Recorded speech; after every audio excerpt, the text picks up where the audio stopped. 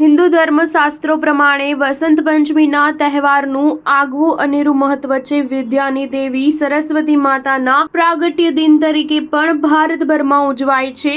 વસંત પંચમી નિમિત્તે માં ઉમિયાધામ ઊંઝા ખાતે નવીન ધજા આરોહણનો ભવ્ય કાર્યક્રમ યોજાયો. આજના પવિત્ર દિવસ વસંત 1887માં હાલના વિદ્યમાન શ્રી ઉમિયા માતાજી મંદિર ઉપર સોનાનો કળશ સ્થાપિત કરવામાં આવ્યો છે. આજના દિવસથી માતાજીને કેસુડાના ફૂલથી અભિષેક પૂજા કરી 3 પક્ષ સુધી શ્વેત વસ્ત્ર ધારણ કરાવવાની પરંપરા રહી છે. તેમજ માતાજીના મંદિરની નવીન ધજાનું આરોહણ આજે શ્રદ્ધાથી અનુસરવામાં આવે છે. શ્વેત વર્ણ એ શાંતિનું પ્રતીક છે. શ્રી ઉમિયા માતાજી મંદિર સંસ્થાન દ્વારા હર્ષભેર અને ઉત્સાહસમય ભક્તિપૂર્વ વાતાવરણમાં વસંત પંચમીનો ઉત્સવ મનાવવામાં આવે છે, જેથી માતાજીના ચરણે દર્શને આવતા માતાજીના ભક્તોને પરમ શાંતિનો અનુભવ થયો હતો. આ પ્રસંગે હજારો ભક્તોએ માતાજીના ચરણોમાં શિસ્ત ઝુકાવવા આવ્યા હતા. Star news 7 Mehsana.